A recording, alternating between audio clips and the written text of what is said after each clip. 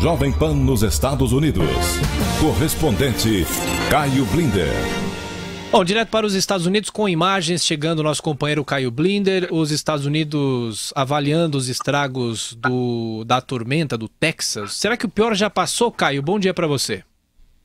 Bom dia, caro Thiago. Bem, o pior em termos do efeito imediato do furacão, que agora é uma tormenta tropical Harvey, já passou. A chuva amainou, as águas estão baixando, mas uma imensa região do Texas e também da Louisiana, elas ainda vivem com as consequências da companhia do impacto do furacão, né? Então, a notícia mais recente, que é uma notícia urgente, é sobre explosões em uma indústria química a uns 40 quilômetros de Houston.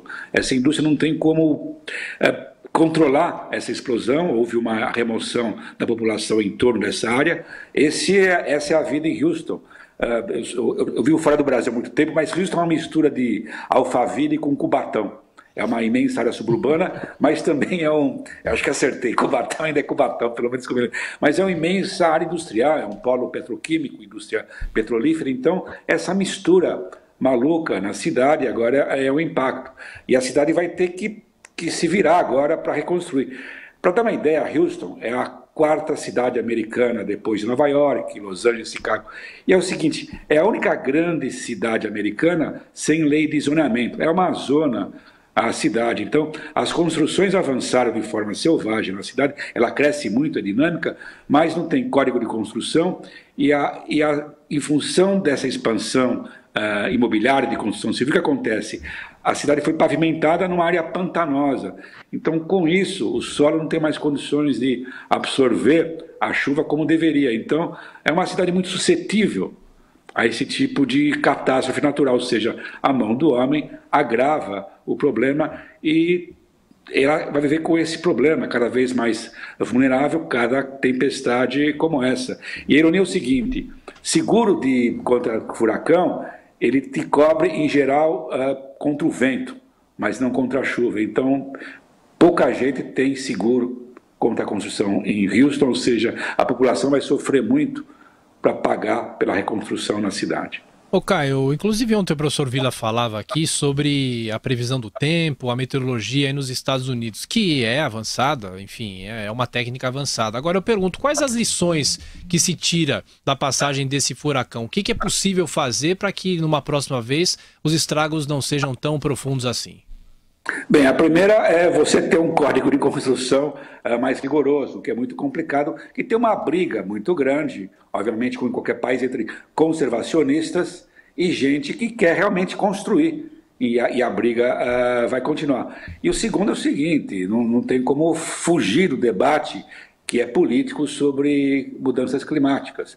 E você tem que se preparar para isso. E tem um debate muito grande qual foi o impacto das mudanças climáticas para acelerar esse desastre natural, que obviamente é um furacão, que é um dos maiores da história americana, mas o problema grave é que em função da alta da temperatura no mar, com isso o vapor da água subiu mais e isso realmente intensificou a chuva. Então você tem que ter meteorologia mais importante e combater a mudança climática. São lições, desculpa o trocadilho, muito quentes, né?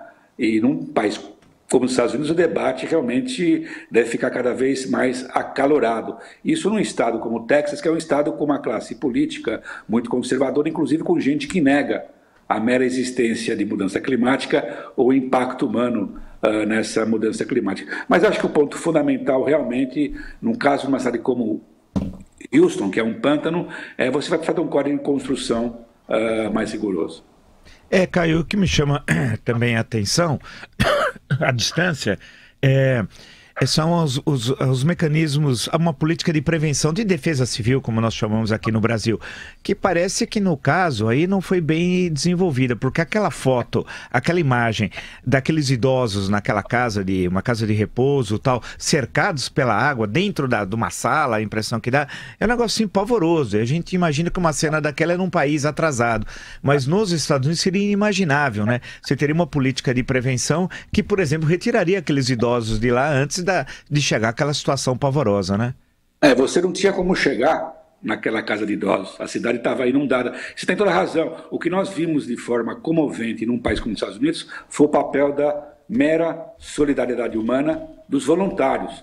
Como disse na segunda-feira, Houston parecia Dunkerque, em 1940, quando uma frota de barcos voluntários veio das Ilhas Britânicas para Dunkerque para resgatar os soldados. Aconteceu a mesma coisa, vieram barcos de todas as partes, inclusive houve uma coisa comovente, que foi a chamada Frota Katrina. Sobreviventes de Katrina vieram com seus barcos, obviamente atrelados nos seus caminhões, nas suas picapes, foram para Houston para ajudar no resgate, porque não havia uma infraestrutura à altura, como se disse, de defesa civil para o trabalho de resgate. Os Estados Unidos é isso aqui mesmo. Ao contrário da Europa, todo mundo reclama, é uma mistura de primeiro com o terceiro mundo. Estamos, digamos assim, na média, no segundo mundo aqui nos Estados Unidos. Caio Blinder, é o microfone Jovem Pan em Nova York. Bom trabalho, Caio. Até mais tarde. Obrigado, um abraço a todos.